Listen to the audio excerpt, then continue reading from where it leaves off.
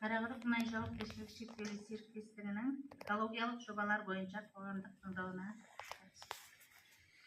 бүгінгі бұрынғыша енді қоғамдық тыңдаудың регламенті бойынша төраға сайлаймыз, хатшы сайлаймыз. Төрағаны өзім Салтанат Әлуова Қолғанатқызы, хатшы ретінде Әлия жауапкершілігі шектеулі серіктестігінің эколог маманы Әбуова Сапураны ұсынамын. Қарсылықтарыңыз жоқ қой? Егер қарсы тарап болмаса, сөз кезегі баяндамашыға беріледі. Баяндама 10 минутқа беріледі. 10 минуттан кейін өздеріңіздің сұрақтарыңызды, ұсыныстарыңыз болса, айтып отырасыздар. Рахмет. Саламатсыздар ма, құрметті қоғамдық қатысушылар. Бүгінгі қоғамдық тыңдаудың негізгі мақсаты бұл сіздерге Қарақұдық мұнай жауапкершілігі шектеулі серіктестігінің жалпы қызметі туралы түсіндіру. Ертең қоғамдық тыңдаулар сіздердің ауылдарыңызда өткізіліп отыр. Себебі Сайөтес ауылы маңында 60 км қашықтықта Қарақұдық кен орны орналасқан. Мұндай тыңдаулар бізге жаңа экологиялық рұқсат алу үшін арнайы бекітілген ережелерге, талаптарға сәйкес өткізіліп отыр. 2026 жылға рұқсатнама алуға байланысты жасалып отырған жоба. Қарақұдық мұнай жауапкершілігі шектеулі серіктестігі үшін рұқсат етілген шығындар нормативтерінің жобасында 2026 жыл кезеңге негізгі технологиялық жабдықты пайдалануды ескере отырып, атмосфера ластану көздерінің әсері бағаланды. Рұқсат етілген шығындар нормативтерінің жобасын әзірлеу 2026 жылға рұқсатнама алу қажеттілігі негіз болды. 2008 жылдың мамырында өнеркәсіптік игеру кезеңіне көшірген кен орны шикі мұнайды өндіру және оны тауарлық өнімге дейін дайындауды жүзеге асырады. Осы процесс барысында өндірілетін ілеспе газының 95,65% кәдеге жаратылып, қалған бөлігі өндіріс технологиясына сәйкес міндетті түрде жағылатын көлем ретінде факелдерде өртеледі. Қарақұдық мұнай кен орны бір өндірістік алаңында орналасқан және де келесі ірі учаскелерде құралады. Бұл мұнайды дайындаудың орталық қондырғысы, газды кешені дайындаудың қондырғысы, шикі газдан бөлінген сұйық көмірсутектер, қабат суларын дайындау қондырғысы, топтық қондырғылар, кен орны, промысел, мұнай құбырының терминалдық станциясы, қысым көтеру сорғы станциясы, вахталық ауыл, мұнай құюға арналған теміржол эстрадасы, насосты компрессорлық құбырлар учаскесі, блокты шоғырлаған сорғы станциясы, газ көш электр станциясы. Өндірілген өнімді жинау, ұңғымадағы өлшеу және оны дайындау нысанына дейін тасымалдау. Сондай-ақ мұнай мен газдың өндірістік ағынын тауарлық күйге жеткізіп, тұтынушыға тапсыру ішкі өндірістік жинау және дайындау жүйесі арқылы жүзеге асырылады. Өндірілген өнімді жинау бойынша технологиялық жүйенің негізгі ұңғымалардан жинау нысандарына топтық қондырғылардың 1, 2, 3, 4, 5 жеке қосылған бір құбыры жүйе алынған. Бұл қондырғыларды ұңғымалардың дебеттері кесекпен өлшеніп, мұнайды дегазоляциялау процесі жүзеге асырылады. Газды кешенді дайындау қондырғысы ілеспе мұнай газын төмен температуралық сепарация әдісімен өңдеу арқылы тауарлық газ алу үшін арналған. Төмен температуралық сепарация қосымша өнімі пропан, бутан және аз мөлшердегі пентан және гексанат тұратын жеңіл көмірсутектердің кең фракциясы болып табылады. Газды кешенді дайындау қондырғысы өнімдеріне мыналар жатады. Бұл өндірістің ішкі қажеттіліктеріне пайдаланылатын отын газы, бейнеомагистралды құбыры айдалатын тауарлық газ және пропан, бутан секілді көмірсутектердің тұратын жеңіл көмірсутектердің кең фракциясы. Мұнай және газ өндірудің болжамды көлемі 2026 жылға 160,6 мың тонна мұнай мен 29,4 миллион метр куб газды құрайды. Негізгі технологиялық жабдықты пайдалану кезеңінде атмосфералық ауаны ластаудың 447 ластау көздері жүргізеді. Оның ішінде 201 ұйымдастырылған, 246 ұйымдастырылмаған. Бұл ретте ластаушы заттардың жиынтық шығарындысы жылына 1794,138 тоннаны құрайды. Судың көзі кен орнына баратын техникалық волга суы болып табылады. Экос тазарту құрылысынан өткен су шаруашылық ауызсу қажеттіліктеріне пайдаланады. Ауызсу сапасындағы су шаруашылық тұрмыстық мақсаттарда мынадай жұмыстар үшін пайдаланады. Бұл тамақ дайындау, душ бөлмелерінде ыстық және салқын сумен қамтамасыз ету, арнайы киім, кір жуу орындарында жуу, өндірістік және тұрмыстық үй жайларды ылғалды тасалау, басқа да шаруашылық тұрмыстық қажеттіліктер. Кен орнының өндірістік нысандарына ағынды суларды бұру үшін 2 бөлек кәріз жүйесі қарастырылған. Механикалық және биологиялық тазалықтан кейін ағынды сулар жинақтаушы тоғанға төгіледі. Экос фирмасы әзірленген биоэкос 60 кәріздік тазарту құрылғылары кешен тәулігіне 120 метр куб суды тазартады. Тұзсыздандыруда пайдаланған техникалық волга суы мен мұнайды бөлінген іспе қабат сулары бар барлық өндірістік ағынды сулар қабат қысымын сақтау мақсатында лайлық қабаттарға қайта айдалады. Көлденең тұндырғыштар мен резервуарларда су қоспасын тұндыру процесінде техникалық ағынды сулардан газсыздандыру және механикалық тазарту жұмыстары жүргізіліп, олардан мұнай мен қалқып жүрген бөлшектер тазаланады. Ағынды сулардағы ластаушы заттардың мөлшері жылына 10,855,3 тоннаны құрайды. Қалдықтарды басқару бағдарламасының негізгі мақсаты бұл өндіріс және тұтыну қалдықтарының сөйлеу көлемін азайту және олардың қоршаған ортаға әсерін азайту болып табылады. Осы бағдарламада келтірілген түзетін қалдықтардың түрлері, қалдықтар пайдаланылатын өндірістік процестер, өндіріс және тұтыну қалдықтарын сөйлеу есептеу, өндіріс және тұтыну қалдықтарының жүктелуі. Өндірістік және тұтыну өтелетін қалдықтар кейіннен шарттар бойынша мамандырылған ұйымдарға қайта өңдеуге және көмуге әкете отырып, кәсіпорындағы арнайы бөлінген орындарда уақытша сақтауға жатады. Қалдықтарды уақытша жинау қатаң түрде мамандырылған орындарда, сыйымдылықтарда және мамандырылған алаңдарда жүргізіледі. Бұл қоршаған орта компоненттердің ластауын азайтады немесе толығымен жояды.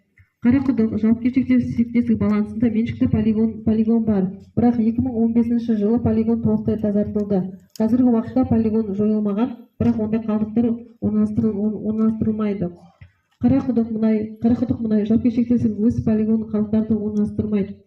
Қарақұдық мұнай жауапкершілігі келесі іс-шараларды өткізеді. Бұл пайдаланатын жабдықты тұрақты техникалық қызмет көрсету, жерасты байлығын пайдалану нысандарында, соның ішінде станциясының жұмыс тәртібін бақылау және сақтау, ағынды суларды биологиялық тазарту, вахталық ауылда ағынды суды қайта пайдалану, ағынды суларға мониторинг ұйымдастыру және жүргізу, жерасты суларын бақылауды ұйымдастыру және жүргізу, ағынды суларға экологиялық мониторинг жүргізу, вахталық ауылдың кен орны нысандарын және кеңсе аумағында көгалдандырған жерлерін күтіп ұстау, өндірістік және тұтынушылық қалдықтарды шарттарға сәйкес бөлігі жинау, дер кезінде шығару, қайта өңдеу және жою. Пайдаланған майларды қайталанма пайдалануға беру, металл сынақтарын қайталанма пайдалануға беру, жобалық нормативтік құжаттаманы әзірлеу. 2026 жылға арналған қоршаған ортаны қорғау жөніндегі іс-шаралар жоспарының жобасы бойынша Қарақұдық мұнай жауапкершілігі серіктестігінің қаржыландырудың жалпы көлемі 63,120,000 теңгені құрайды. Назар қойып тыңдағандарыңызға рахмет. Екінші жоба бойынша мен айтып шығайын, біз енді бүгін бірнеше жоба бойынша айтып жатырсыз ғой. Бүгінгі жоба, негізгі жобалар Қарақұдық кен орнында 851-ші көмек уақытта пайдалану ұңғымасын салуға арналған жеке техникалық жоба бойынша, кен орнында 815, 16, 18-ші тек пайдалану ұңғымаларын салуға арналған топтық техникалық жоба бойынша, Қарақұдық кен орнында және 815 пен 51-ші ұңғымаларды жайластыру жұмыс жобасы бойынша. Бұның бүгінгі қоғамдық тыңдаудың осы табиғатты қорғау іс-шараларының жоспары бойынша айтып кетейін енді.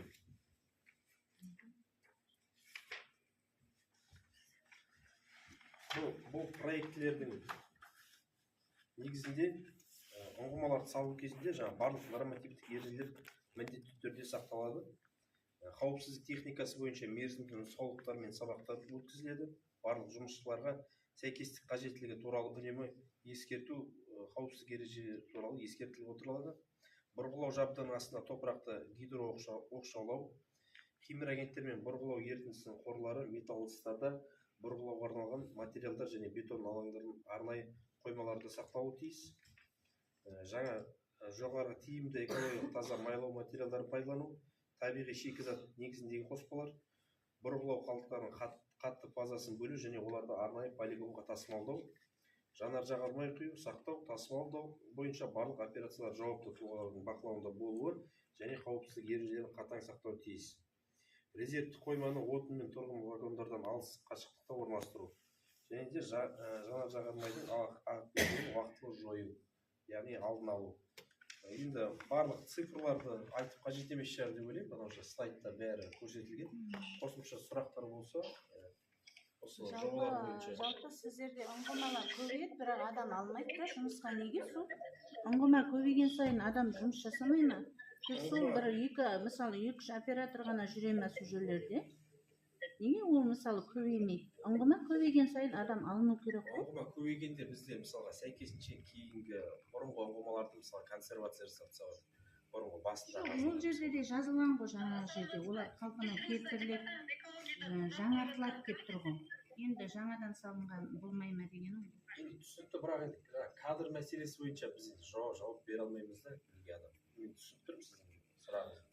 Біз енді жобаға қатысты ғана сұрақтар. Енді кадр мәселесіне жауап бере алмайтын болса, бізге келесіде кадр мәселесіне жауап беретін маманды талап етіп, ауыл тұрғындарының атынан. Ауыл тұрғындарының балдарымызды алмай жұмысқа.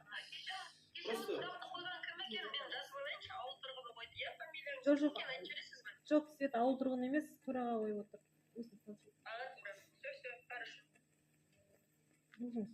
Біз Сайытес әкімшілігінен бас маман Салтанат Құлғанатқызы Далуова.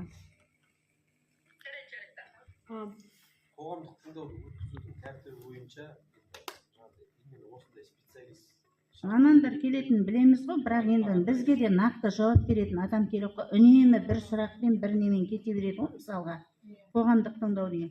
Бір өзгеріс болғанын қалайды, мысалы ауылдың тұрғындары.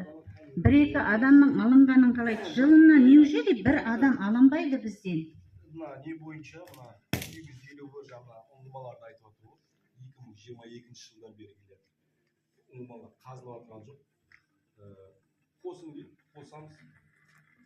2022 жылдан бері қосып келе жатыр осылар әлі қазылып жатқан. Потому что осы мысалға 26 жыл қазып қалуымыз мүмкін, сондықтан сол 2022-ден бері әлі мүмкінмен келе жатқан 2022 жылдан бері қосылып келе жатқан скважина мына проекті 2022 жылғы проект. Әлі оны қазған жоқ. Іске қосылған жоқ. Иә, іске қосылған жоқ, әлі ол ұңғымалар бұрғыланған жоқ, бұрғыланбайтын да шығар. Иә, қосылады, бірақ та енді біздерде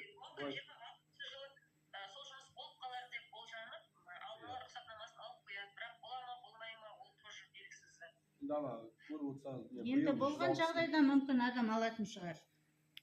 Болған жағдайда енді ол жақсы Болмаса сіздерде мынадай мүмкіндік бар ма? Мысалға бітіріп келген жас мамандар бар ғой бізде. Қазір соны қолға алып жатыр. Жастар практикасыменен 6 айға, мысалы қазір 1 жылға созылды. Болмаса алғашқы жұмыс деген бар. Өмірі жұмыс жасамаған болады ғой, енді 18-ден жұмыс жасамаған студент бітіріп келді, мысалы бос жүр мамандығы бойынша да, газ мұнай саласы бойынша. Соларды қабылдауға болмай ма, мүмкіндік қарастырып 1 жылға. Сосын енді ұнаса сірә қалады, ұнамаса маман өзінен көреді, өзін көрсете алмағандығынан. Сондай мүмкіндіктер қарастыруға болмас па екен? Бос орын болған жағдайда Бос орын деп айта алмаймын, енді ол көреді, өзін көрсете алмағандығынан. Сондай мүмкіндіктер қарастыруға болмас па екен? Бос орын болған жағдайда Бос орын деп айта алмаймын, енді ол жастар практикасымен жүреді. Оның деген қаржыландыратын мансап орталығы мысалға, аудандық.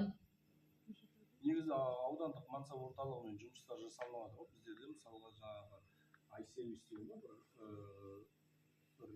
мекеме арқылы сол шетпенің берген несі, солар арқылы негізінде біздерде жас мамандар бізге шетпенің жан-жақтағылар енді ол енді Союзтың территориясы болғанмен енді әкімшілік енді ауданға қарағаннан кейін ауданнан сұрау маман болғаннан кейін ана жаққа шетпеге қарайтын болса, шетпе өздері адамдарды шетпе қайтеді деп Союзте жұмыссыз адам көп жүрсін бітіріп келеді, бірақ дипломдары босқа қалған.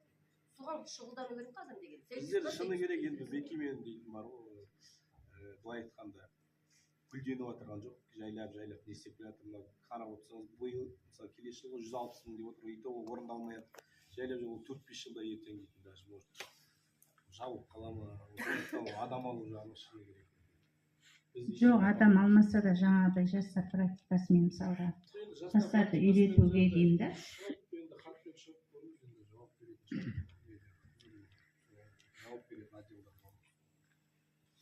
Сіздер жаңа отдел кадры қатыссын дегенді ұсыныс ретінде көрсетуге болады ол. Света? Төрағада сұрақ болды. Отдел кадр мамандары қатыссын деген қоғамдық тыңдауға. Соны келесіде ұсыныс ретінде жазып алсаңдар, келесіде жұтып қатысатындай. Потому что ол кадр мәселесін Бізге нақты маманның жауап бергені жақсы да, үнемі Света түсініп отырсыз ғой. Біз мысалға енді сол мамандар мысалға келген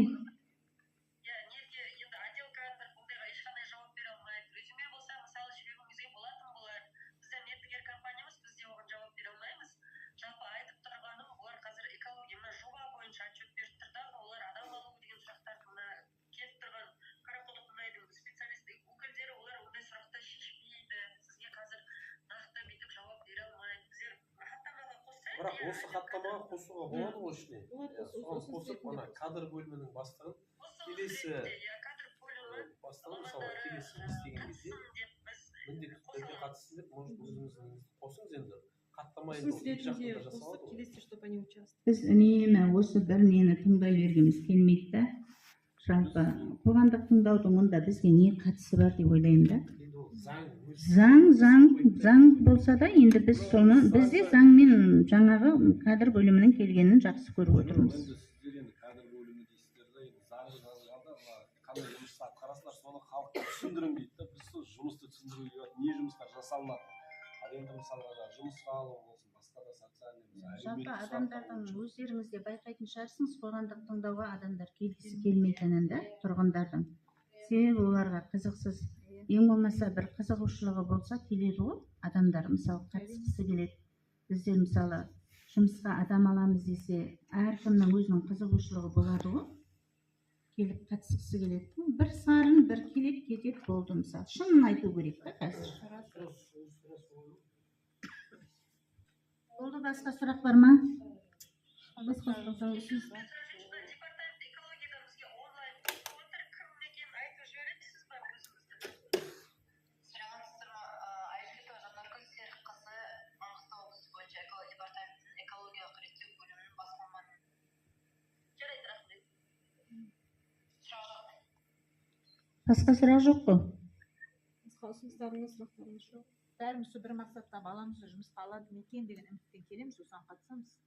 Бірақ қатысып жатырып, бір неде кемпіде отыр да, әңгіменің бәрі. Осылай айтылады, кетеді болды. Кадр несін ұсыныс ретінде не істеді, может келесіде келіп кететін. Жаттанды қоғамдық жиналыс. Жақсы, онда жаңғыртып жариялайды. Сау болыңыздар. Рахмет.